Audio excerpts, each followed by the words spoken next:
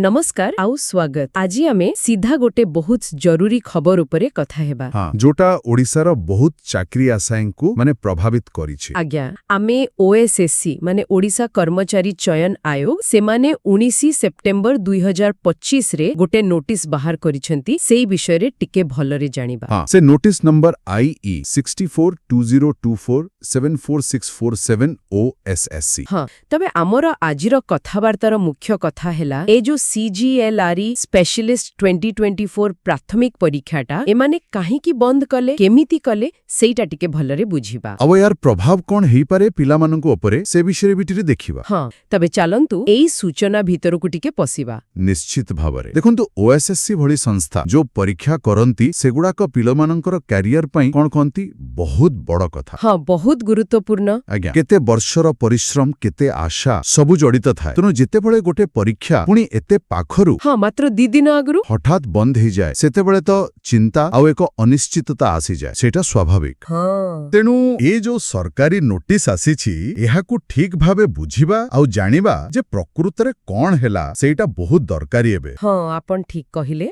तबे एई नोटिस रो मूल कथाटा कोन main point सबुठु बड़ खबर हेला जो CGLRE स्पेशलिस्ट 2024 प्राथमिक परीक्षाटा हबार थिला। हाँ, 21 सेप्टेम्बर 2025 रविवार सकाळ 10 टारु 12 टा। आज्ञा सेइटा एबे पई स्थगित रखा जाइछि माने पोस्टपोन हेइछि। अच्छा, आउ ए कथा OSSC सेई 19 सेप्टेम्बर नोटिस रे पूरा सफा सफा लिखि देइचंती। हाँ, पूरा स्पष्ट भाबे लेखा आइछि आउ काहे कि स्थगित हेला से कारणटा भी सेठे दिया जाइछि। ओहो, कारण देइचंती कोन कारण? हाँ, एटा किछि OSSC रो निजस्व प्रशासनिक असुविधा नुहे एटा गोटे आईनगत कारण। आईनगत माने नोटिस रे लेखा अछि जे मान्यगर ओडिसा हाईकोर्ट गोटे केस रे WP.C नंबर 24599 ऑफ 2025 एई मामला रे 18 सेप्टेम्बर 2025 रे गोटे अंतरीण आदेश दैछंती। अंतरीण आदेश इंटरिम ऑर्डर एटा कोन? हाँ, इंटरिम ऑर्डर माने गोटे अस्थायी निर्देश बुझले। केस रो पूरा सुनानी हेई फाइनल राय आसीबा आगरु कोर्ट बेले बेले गोटे एमिति ऑर्डर दियंती होयतो परिस्थिति को सेमिति रखिबा पई किंबा काहार किछि बड़ो असुविधा को एळेबा पई। अच्छा, आउ WPC माने हेला विथ पिटिशन सिविल जेतेबेले लोकंकर किछि मौलिक बा आईनगत अधिकार क्षुण्ण हुए बोली लागे से माने हाईकोर्ट जानती एमिति पिटिशन नै। ओहो, तबे OSSC रो जो स्टैंडिंग काउंसिल अछंती से एई ऑर्डर विषय रे OSSC को जणाइले और ता परे OSSC पाखरे बाटो नथिला ए परीक्षा को एबे पई बंद करिया को पड़िला। एई समय क्रमटा किंतु बड़ो आश्चर्यजनक देखंतु ना। कोर्ट ऑर्डर दउछंती 18 तारिख रे, हाँ। OSSC नोटिस दउछि 19 रे, ठीक ता परदिन आउ परीक्षा थेला 21 रे, माने ठीक 2 दिन परे। बाप रे, एत्ते कम समय भितरे एत्ते बड़ परिवर्तन एकदम पिलामानंग पई एटा तो निश्चय बहुत बड़ धक्का। हाँ। और ए जो तत्परता एथरु जणा पडुछि जे आईनगत कथा आसिले केमिति हठात सब सरकारी काम अटकी जाई पारे। सत्तरे आओ गोटे कथा देखंतु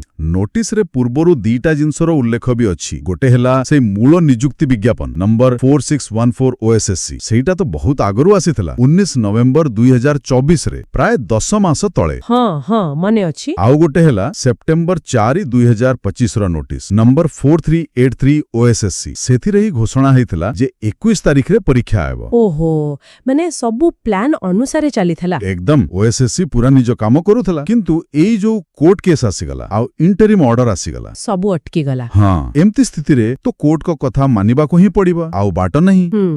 ताहले एई जे परीक्षा बंद हेला एहार सीधा सड़क प्रभाव कोण? पिला माने एबे कोण भाबुथिबे केमिति ग्रहण करूथिबे खबर को? देखंतु सबुठु बड़ प्रभाव हेला अनिश्चितता आउ मानसिक चाप। हाँ, सेटा तो निश्चय। जो पिला माने पूरा प्रस्तुत होइकी बसिथिले परीक्षा देबाकू सेमानकू बहुत निराश लागिथिबो। निश्चय, केते पिला तो गाँ गहलीरो आसीबा पई टिकेट करि सारिथिबे, रहिबा व्यवस्था करिथिबे। आजा सेमानंक पई पैसा भी खेती हेला आउ मनरे प्रश्न आसीबो अरे परीक्षाटा पुनी केबे हबो? हाँ, केबे मासे परे ना 6 मासे परे कि आउरे डेरी हबो? ए जो कोर्ट केसटा एटा केते दिन चलिबो? ए जो केबे हबो वाला प्रश्नटा एटा पिलांकर प्रस्तुतिर जो धारा थाए ताकू पूरा गड़बड़ करि दिए, मन बड़ भांगी जाए। सत कथा। बड़ बड़ नियुक्ति रे एमिति विलंब हुए बेले बेले सेटा सत किंतु परीक्षार मात्र 2 दिन आगुरु एमिति हेबाटा एटा टिके कम देखा जाए और बेसी कष्टदायक भी। एही अनिश्चितता भितरे निजकु संभाळिमा पुनी पढ़ा जारी रखिबा बहुत बड़ चैलेंज निश्चय। एकदम आउ एमिति समय रे कोन हुए ना भूल खबर गुजब सबु बहुत शीघ्र व्यापी जाए व्हाट्सएप रे फेसबुक रे ହଁ ସେଇଟା ଗୋଟେ ବଡ଼ ସମସ୍ୟା। ଆଉ ସେଗୁଡାକ ପିଲାଙ୍କ ଚିନ୍ତାକୁ ଆହୁରି ବଢେଇ ଦିଏ। ତେଣୁ ଠିକ୍ ସୂଚନା କୋଉଠୁ ମିଳିବା ଏଇଟା ବୋଧେ ଏବେ ସବୁଠୁ ବେଶୀ ଜରୁରୀ। ଏକଦମ ଠିକ୍ କହିଲେ। ଆଉ ସେଥିପାଇଁ ନୋଟିସରେ ପରବର୍ତ୍ତୀ ପଦକ୍ଷେପ ବିଷୟରେ ଯାହା ଲେଖା ଅଛି ସେଇଟା ଗୁରୁତ୍ୱପୂର୍ଣ୍ଣ। କଣ ଲେଖା ଅଛି? ଲେଖା ଅଛି ଯେ ପ୍ରାଥମିକ ପରୀକ୍ଷାର ନୂଆ ତାରିଖ ଯଥା ସମୟରେ ଜଣାଇ ଦିଆଯିବ। ଇଂରାଜୀରେ ଲେଖା ଅଛି will be intimated in due course. In due course ମାନେ ଏବେ କିଛି ଠିକଣା ନାହିଁ। ହଁ, ଏ ଇନ୍ ଡ୍ୟୁ କୋର୍ସ କଥାଟା ଟିକେ ଏମିତି। ଏହାର ସାଧାରଣ ଅର୍ଥ ହେଲା ଯେ ଏବେ କିଛି ନିର୍ଦ୍ଦିଷ୍ଟ ତାରିଖ କହିହେବନି। ଏଟା ପୁରାପୁରି ନିର୍ଭର କରିବ ସେଇ କୋର୍ଟ କେସ୍ଟା କେବେ ସମାଧାନ ହଉଛି ବା କୋର୍ଟ କଣ ପରବର୍ତ୍ତୀ ନିର୍ଦ୍ଦେଶ ଦଉଛନ୍ତି। ଆଚ୍ଛା। ହୋଇପାରେ କିଛି ସପ୍ତାହ ଲାଗିବ, ହୋଇପାରେ କିଛି ମାସ ବି ଲାଗିଯାଇପାରେ, କିଏ କହିବ। ବାପରେ, ଏଇଟା ତ ପିଲାଙ୍କର ଧୈର୍ଯ୍ୟର ପରୀକ୍ଷା। ସତରେ। ତେବେ ପିଲାମାନେ ଏବେ କରିବେ କଣ? କିଛି ପରାମର୍ଶ ଦେଇଛି କି ଓଏସଏସସି ସେ ନୋଟିସରେ? ହଁ, ନୋଟିସର ଶେଷକୁ ଗୋଟେ ପରାମର୍ଶ ଅଛି, ପୁରା ସ୍ପଷ୍ଟ ଭାବେ ଲେଖା ହେଇଛି। କଣ ଲେଖା ଅଛି the candidates are advised to keep constant touch with the OSSC website for further updates. ଆଚ୍ଛା, ମାନେ ସବୁ ପରୀକ୍ଷାର୍ଥୀଙ୍କୁ କୁହାଯାଉଛି ଯେ ପରବର୍ତ୍ତୀ ଖବର ପାଇଁ ଓଏସଏସସିର ଯୋଉ ଅଫିସିଆଲ ୱେବସାଇଟ୍ ଅଛି www.ossc.gov.in ତା ସହିତ ନିୟମିତ ଭାବେ ଯୋଗାଯୋଗରେ ରୁହନ୍ତୁ, ମାନେ ୱେବସାଇଟ୍ ଚେକ୍ କରୁଥାନ୍ତୁ। ହଁ, ଏଇଟା ବହୁତ ଜରୁରୀ କଥା। ମାନେ ଏପଟେ ସେପଟ କିଛି ବି ଶୁଣିକି ବିଶ୍ୱାସ କରିବା ନାହିଁ।